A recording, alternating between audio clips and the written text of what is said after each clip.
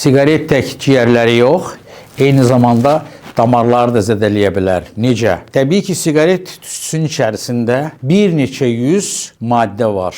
O maddələrin bir çoxu, yəni ən azı 60-ı əgər ağciyərlərdə xərçəng yaranmasına səbəb olursa, digərləri əsasən damarları zədələyir. Xüsusilə də arterial sistemin damarlarını zədələyir. Ona görə də arterial sistemində xəstə olan insanlara biz birinci növbədə siqaret çəkmədən uzaqlaşmağı məsləhət görürük. Nə üçün? Ona görə ki, siqaret çəkmə, onun tərkibində olan bir çox maddələr səbəbindən damarların spazmına, onların daxilindəki olan endotelik rişasının zədələnməsinə və çox ciddi bir damar xəstəliyi olan və gələcəkdə də insanlarda hətta ayaqların qangrenasına səbəb ola biləcək bir dəyişikliyə gətirib çıxara bilər. Ona görə də siqaret çəkməkdən vaxtında qurtarmaq lazımdır. Və mən də bir qayda olaraq bütün xəstələrimizdə müalicədən əvvəl siqareti atmasını, sonra isə mənim yanıma müalicə üçün gəlmələrini tövsiyə edirəm. Xahiş edirəm, vaxtında bu bəladan canınızı qurtarın ki, sonra damar cərrahlarımla işiniz olmasın.